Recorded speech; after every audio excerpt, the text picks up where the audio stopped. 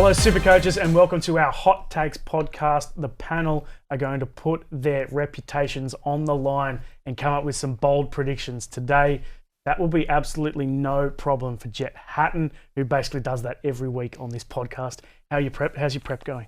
Mate, I've changed my team quite a bit over the last few days or so. So I don't think I'm going to lean in fully to the pod-heavy thing that I did last year. It didn't really work out for me. I sort of tailed off at the back end of the year, but I've certainly got a few pods for today, mate. So. And Wilso, we're fresh from, and with Max as well, fresh from shooting a draft podcast, the first ever draft podcast. So look out for that. About our, 7th podcast of the year. We've got Cheapie Bibles, Mid-Range Bibles, Top Guns episodes. Have a look at the back catalogue on YouTube. How are your preparations shaping up for Classic? Good. I've only made 3 trades since last week, but I feel like those 3 trades have completely overhauled my team. I'm no longer on the double halfback cheapie approach, and with some of my other trades, I've used that to massively upgrade. And I'm actually just jumping on board the Jaden Campbell train. So going good. I've only made 3 trades, but I feel like they've completely overhauled my team. And Max Bryden, president of the Jaden Campbell fan club, is here as well. How are your preps going? I'm great to be here. Nice to have a moment off time from worshipping the real Jay-Z up there at the Gold Coast Titans. Yes. But no, it's going good. The team, I feel like I'm doing those tinkers as well. But it's looking really good. I feel like I'm really confident with the structure. It's just the names and how they're going to fall on TLT that'll really sort out when push comes to shove. But no, I'm happy with how things are shaking out. In the last sort of week or so, I reckon 2 really good cheapies have come out of the woodworks at the Titans in Siali Faimani and Josh Paxton. Paxton was already on the radar anyway, but he's essentially been locked in to start in the back row, so he's a must. Looks like Siali gets a wing spot. So we've got 2 cheapies come along. So there's no point in doing this double cheapie in the halves anymore. So I can get a gun in the halves. I've gone with your boy Nico. Good man, yeah. He's in for a big year, so not much else I can say there, but yeah. And I've managed to find some money for Payne Haas as well. Nice. SuperCoach Plus, it's $29.95 for the year, but you've got a free trial. Get in there. I love looking at all the old player stats. You can look at anyone's stats from 2008 if you wanted to, if there was a player playing back then. Projections, most popular players is really useful as well. So fiddle around, have a look. You've got a free trial until round 2 before you have to pay. Now, it's the hot take episode. I'm just going to run through the panel and give a bold prediction. It has to be bold. I reckon if it's not bold enough, we can get them to do it again. I reckon that's what we do. So we'll start with you, Wilso. Cheapies, a hot take on the cheapies, a really left field guy who could come good this season. We're not talking, you can't say Jonah Pezzett, for example. Yeah. Well, we mentioned before, Josh Paxton, he's currently only at 16% ownership. I feel like come round 1, that's going to be way higher. But I have a good feeling there's a genuine lack of quality cheapies at 2RF, I think. And he's someone that is actually going to start, we think. So he's someone who I think come round 1, if it looks like he's going to start, I have a good feeling about him. Yep, 16% is way too low for him. He should be in almost 50% of teams. Cheapie hot take. For me, he's probably borderline cheapie. He's about mid 300k, but I just love the look of this bloke. I sent you a video of him when I was watching Netherlands rugby union highlights. Alblich Tawa, just a complete psycho. This bloke, he just snaps people. Madge likened him to Ruben Wiki, which is pretty big praise. He's tipped to get the left edge Bronco spot if Piakura stays out. But even if Piakura is healthy, he's no certainty to be picked because as we saw all the way through last year, he was in and out of the team. So I think this guy, they're going to give him a red hot crack and he just lays blokes out. So he's probably $1 to be suspended at some stage. But yeah, How did you get down the rabbit hole of looking at Dutch rugby union highlights? I just looked his name up on Twitter and I found a bunch of them show up and I was like, oh, how good's this? It was like 3 minutes each and I was like, oh, this guy's a psycho. So he was absolutely ironing some people out. I just showed it to the boys before. What's your cheapie hot take? This guy is not in a lot of predicted starting 13s, but I reckon he should be, and it's Maverick Guy at the Tigers. Yes, now, we have been crying out for someone to come and play lock who's not a prop for probably 4 or 5 years. Somehow it always just ends up that it's Twal or it's Fanua Pole who can't even spell lateral footwork. But Mav Guy, fresh from the Penrith Panthers, he's a good player, good base, good power, massive future. If he gets a starting lock spot, $292,000. Sign me up. Nice. And he's come through that Penrith nursery as well, so you know that he's gotten some good backing. For me, I'm sticking with my club, just like you did with the Tigers. Jacob Halengahu is a guy who really stands out for me. I just think he's got something about him. I can't quite see the path for him this season because they've got guys like Luciano Leilua. Egan is going to come back from an ACL injury relatively early in the year. Jaden Sewer's going to be playing on an edge, and he's an Origin player. Ryan Couchman's coming back from injury. Toby Couchman can play on the edge too.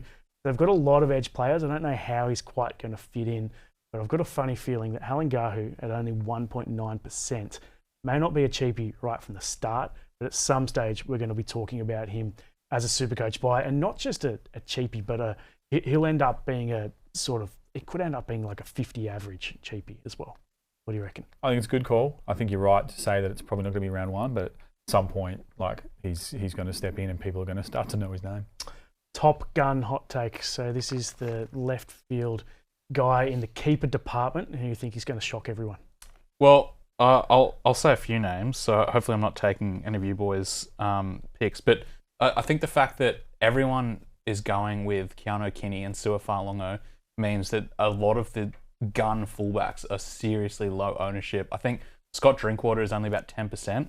But I want to talk about James Tedesco and Tom Trbojevic, who are both extremely low ownership. And obviously Tom has injury concerns, but James Tedesco had an absolute career season last year. And these are two guys that could finish at the top of the position very easily, but just no one's really looking at them at the moment. Yep, I've got Turbo in there. He's the guy that I've been thinking around in my team, and I was like, should I do it? He's 13% ownership. Finished last year with a bang. Obviously, we all know there's an injury risk with Turbo, and that's the game you play. But they have a round 3 bye, which also hurts, but their first 3 games are at Brookie. It's like, Tom Turbo at Brookie is just awesome. One of those on a Sunday, I think it's round 2 against Newcastle. Automatic captain. Manly's forward pack are going to be a lot better this year as well than what they were last year. So he's going to have a better base to play off. I think they're a better team without Cherry Evans as well. So, yeah, I think Turbo's a lock and load. I'm getting an itchy finger just thinking about it, but I can't go back there. Every year I bring in Turbo 3 times. So I'm just going to sit back and watch it happen and hope that he gets injured. Who's your one? This guy is flying seriously under the radar, and I can't really figure out why. And it's Jerome Hughes. So This is the cheapest that he has been in about 5 seasons. Like this dude, again, he's a 70 averaging Supercoach player. 65 average last year because he got injured in 3 separate NRL games. Like broke his arm a couple of times, had shoulder issues, had concussions as well. So you're only paying $631,000 for him. It's not that much more than the likes of Mitch Moses, who are really popular. He's only 5% owned. And the best thing about it as well, one of the best abilities in Supercoach is availability. This dude doesn't have a bye until round 15. Yeah. So I reckon if you can afford to have 2 guns in your halfback spot, like I have at the moment, he's a really, really good shout. Yeah, I like that, and I hadn't thought of it, to be honest. But he won't have Eli Katoa running off him. Does that worry you at all? Well, he might have Zach Lomax. Yeah, that's true. I think Ellie has been there for a while now, but he hasn't been there the whole time. But Hughes' running game is the thing that's, he's going to have to take up and take a lot of ownership in that space without Pappenhausen as well. So I think he's going to get a lot of ball. I don't think who cares next. He doesn't. Sorry. I don't think he cares who is next to him. I think he's going to run and he's going to set up tries and he's going to score fantastically well regardless. I just assumed for this segment that you would talk about Jaden Campbell. So I did jot him down at 3%. I can talk about him too. Yeah, you talk about him first because you have said in one of your team reveal story that he is essentially the next big thing in Supercoach, the next big keeper. I think he's the next great Supercoach player of our generation, right? Like he's an accumulator in the style that we've come to know and love in the Nico Hines mould. And this guy, I think, he sort of surprises a few people how he does it when you dig into the numbers. Like you think of Jaden Campbell, you think he's going to need a few tries, he's going to need a few line breaks, he's going to need a few flashy plays in order to get that average up. But I reckon that's rubbish because this guy's base and power, just by virtue of that fullback background, is elite. It's 40 in the position, which is better than the Cleary and the Nicos of the world. And he gets 10 points in goal kicks out there. He's an absolute sharpshooter. So this guy gets 50 points for doing up his boots, basically, when he walks onto the field. If he has a good game, that's easily pushing 100. He's an absolute star. The tough thing with him, particularly from a starting perspective, is that he's probably close to what that value is. Like, you're not necessarily going to make a whole bunch of money, but he's going to average 75 this season, and I think he's a really great alternative to the likes of to Nico and Cleary at the position. I do like it. The guy who I think could go from sort of on the edge of being a keeper to being an absolute keeper this year is Toby Couchman. Yep. He looked like he was going to do it last year. Averaged 66 in non-injury affected games, but he had those 2 injury affected games. So he's priced on an average of 60. I think that's still, it's definitely unders. I think he could average around 70 this year with no Clemmer, no DeBellin. So they lost 2 really big middles. I think he could step up this season into that upper echelon of props. And the other guy who I can believe is at 4.6% ownership, it's Trey Fuller. Now, we don't know if he's going to get that fullback spot at the Dolphins because they've got Hamiso Tabuai-Fidow as well. But if he does, at 4.6% and only, I think it's 560K. 88 average last year. 88 average in 4 games, maybe. A steal. He doesn't have that base, but he will be very exciting to watch. Yeah, definitely. Even with the Keanu, Kinney, and Suafalongo, if we find out that Trey Fuller is actually going to start the year at fullback, I think a lot of people will have to, reevaluate that approach. And if that happens before draft nights as well, he'll be coming in quite low in the draft order as well. On to the player to avoid. Who are you thinking here? My number 1 player to avoid is Brandon Smith. He's so popular at the moment, and there's a couple of good cheapie options at hooker, but for me, he's just someone to avoid. It seems like he's going to get the start at South, but he's still not guaranteed. They've got Peter Mamazelis there as well, so they're going to be splitting minutes. Garlic too. Yeah, so they're going to be splitting minutes, and I just think it's a massive trap. When you say there's cheap options at hooker, who are they? Because there's none. Well, there's Reed. They're more expensive, Yeah. but Reed Marnie, Jake Simpkin, Bailey Hayward is popular, but I'm not that into Yeah. But you've got to pick 2 of them. You don't want to have 800,000, 900,000 in your hooker spot when you're probably only going to play one of them every week. I know. I do not want to. I would rather spend up and get Jake Simpkin in as my other hooker than go with Brandon Smith as my backup. Fair.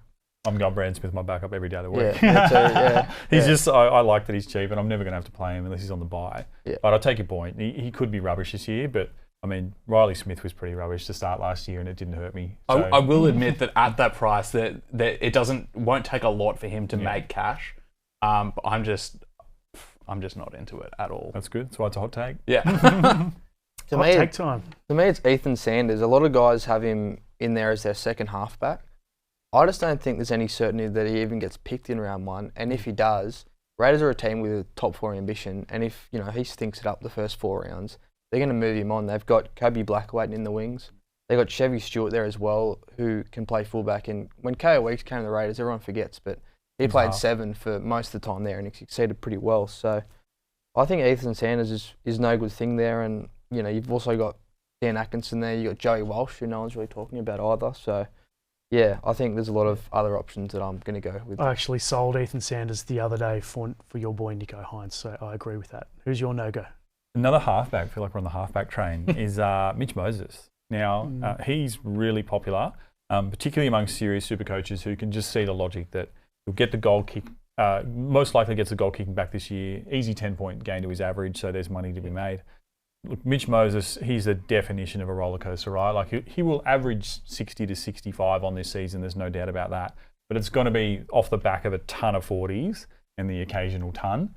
And for me, knowing that he's that type of player and seeing how tough the Parramatta draw is, they go hard game, good game, hard game, good game. Like I don't see a consistent time where he's going to make you that money that you're wanting to trade him up to a keeper. So for me, I just can't jump on the Mitch Moses. I agree on that one. I had him in at one stage, but once I looked a little bit deeper, I feel exactly the same as you. For me, Jacob Kiraz, if you look at my team up on site right now, I actually have Jacob Kiraz in there. I've since taken him out.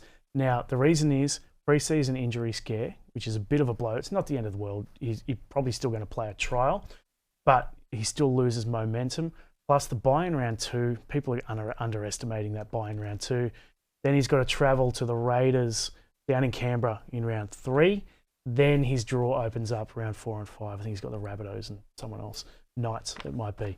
So I'm going to fade Jacob Kiraz from round 1 with the hope of bringing him in relatively early, maybe after a price drop. What are your thoughts? Don't mind the strategy. That buy is awkward. The injury's a bit tricky at the moment too. So I'm on the Kiraz train, but very easy flip to someone else. The other guy I don't quite understand is Brian Tuo, who is based on a average of 60 from last year. He's averaged 70 in the past when he was scoring tries.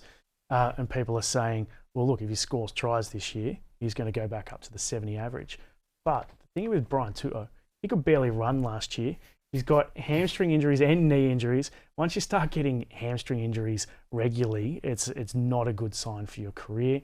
Plus, where is he going to get the tries from when the Panthers have the worst draw in the competition? They're basically playing the 6 hardest teams in the competition to start in the first 6 rounds. It's not quite that, but it's almost that. So Brian Tuo, not in for me. Anyone against that? I've had him in drafts, but I can understand the logic. I think the main thing with him is probably not just going to be the knees, it's going to be whether or not Casey McLean's learned to pass or not. Yes. Because that seemed to see the bit of the tractor last year. I think the thing with a guy like To'o, if he's injury prone, it's a little bit like Turbo, I reckon. It's that you're better off to kind of like take the punt in your starting side. So you're not using 2 trades, because if he does come off, then you've got a good player who's undervalued. But I think around that amount of money, there's a lot of really good options. Speaking of good options, heaps of content up on the site now. Just look in the news section of the app. Cheapie Bible, draft rankings, so much draft content from these two. You can see Jett's team, Wilso's classic team, your classic team. Heaps of content. So check out the news section of the app, plus check out the past episodes of the podcast. This is, I think, our 7th of the year. So we've been rolling out content since October, basically since the season finished.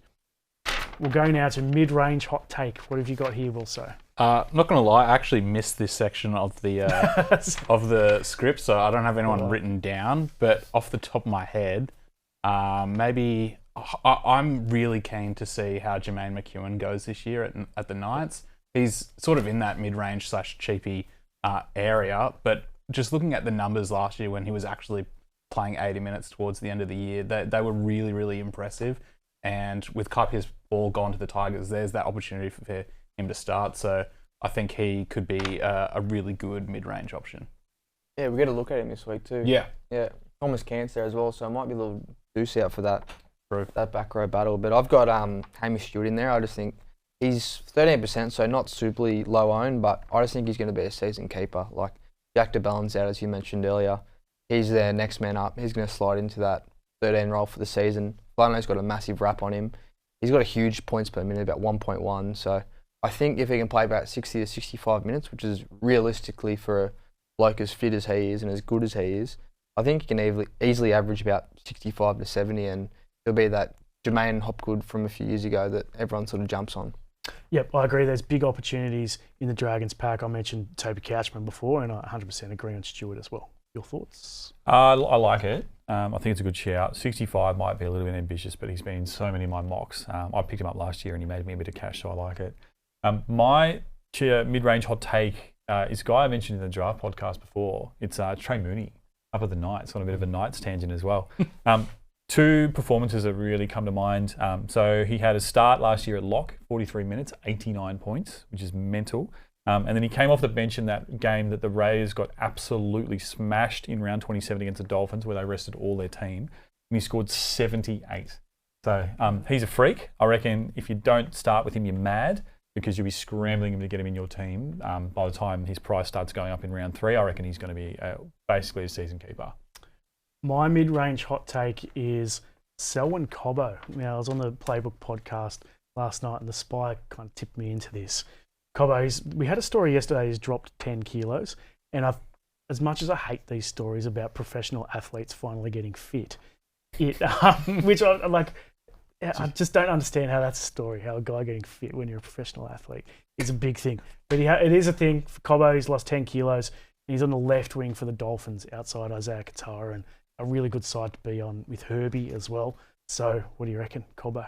Yeah, it's a good shout. I think everyone kind of has those fond memories of what the Dolphins were doing from sort of, say, rounds like 8 for the rest of the season. I did have a look at the season-long average for the left winger last year, and it was 55, which is probably unders on what you'd expect. Like, you sort of thought maybe that real estate was worth kind of 65 to 75 outside of Herbie. So I think he's got gun potential, but I want to kind of see it first from him, I reckon.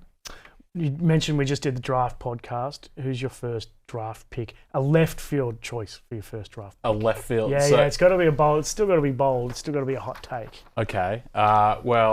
Did you not turn the page over? I did not. I completely forgot to do that.